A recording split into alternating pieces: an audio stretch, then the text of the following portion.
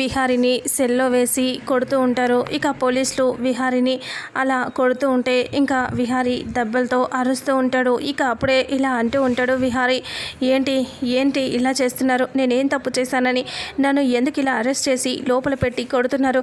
నన్ను ఎంక్వైరీ అని చెప్పి ఇలా లోపలేసి ఇలా కొట్టడం కరెక్ట్ కాదు. నేను చేసిన తప్పేంటో తెలుసుకోవాలి కదా, అసలు నేనే తప్పు చేయలేదు అని అంటూ విహారీ అంటాడు. అలా అనేసరికి ఇక అప్పుడే ఆ పోలీసులు అతను డబ్బులు తీసుకుంటాడు కదా అంబిక దగ్గర, వినిపించుకోకుండా కొడుతూనే ఉంటారు. ఇక అప్పుడే విహారీ ఇలా అంటూ ఉంటాడు, ఇలా కరప్షన్ చేసి బ్రతికే బదులు మీరు ఇలాంటి తప్పుడు పని చేసే బదులు అడుక్కు తినొచ్చు కదరా, అలాగైనా మీరు బాగుపడతారు. ఇంత మంచి ఉద్యోగంలో ఉండి మీలాంటి చీడ పురుగులు ఉన్నందుకే ఎంతో మంచిగా చేసుకునే వాళ్ళకి కూడా చెడ్డ పేరు వస్తుందిరా. మీలాంటి వాళ్ళు కరప్షన్ చేసేవాళ్ళు అడుక్కు తినాలి, ఇంకా మంచిగా అయినా ఉంటుంది బతుకు, ఇలాంటి బతుకు మీద ఒక బతికేనారా అని చెప్పి విహారీ అంటాడు. ఆ మాట వినేసరికి ఆ పోలీసు అతను మళ్ళీ కొడుతూ ఉంటాడు విహారీని. విహారీ అరుస్తూ ఉన్నా సరే వినిపించుకోకుండా కొడుతూ ఉంటాడు.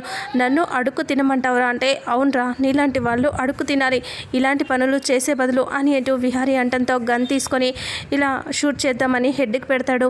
ఇక అప్పుడే నిన్ను చంపేస్తానరా అని అంటూ ఇలా హెడ్కి గన్ను పెట్టడంతో విహారీ అలా చూస్తూ ఉంటాడు. చంపేరా, చంపేయి, నీకు ఎంత దమ్ముందో ఎంత ధైర్యం ఉందో చూస్తాను, చంపేయి అని అంటూ ఉంటే గన్ గురి పెడతాడు. ఇక అప్పుడే లక్ష్మి స్టేషన్కి వచ్చేసరికి కానిస్టేబుల్ వచ్చి, ఎవరమ్మా నువ్వు, ఎందుకు వచ్చావు అని అడగటంతో విహారీ గారి కోసం వచ్చాను అంటే, ఇక్కడ ఎవరూ లేరమ్మా స్టేషన్లో అని చెప్పడంతో, లేదు ఆయన్ని ఇక్కడికే తీసుకొచ్చారు, ఆయన ఇక్కడే ఉన్నారు, ఎక్కడున్నారు చెప్పండి అని అంటే, ఇక్కడ ఎవరూ లేరని చెప్తున్నాను కదమ్మా, ఎవరూ లేరు, వెళ్ళిపోయి ఇక్కడ నుంచి అని అంటే, ఇక ఒక్కసారిగా లక్ష్మి విహారీ గారు అని గట్టిగా అరుస్తుంది.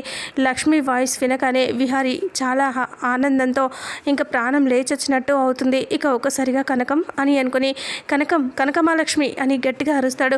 అలా అరిచేసరికి ఇక లక్ష్మి విహారీ ఎక్కడి నుంచి అరుస్తున్నాడో ఆ శబ్దం వింటుంది. ఇంకా లక్ష్మి వెళ్ళి విహారిని వాళ్ళందరి మధ్య నుంచి ఎలా కాపాడుతుంది, అసలు ఏం జరుగుతుంది అనేది రాబోయే నెక్స్ట్ ఫుల్ ఎపిసోడ్లో తెలుసుకుందాం.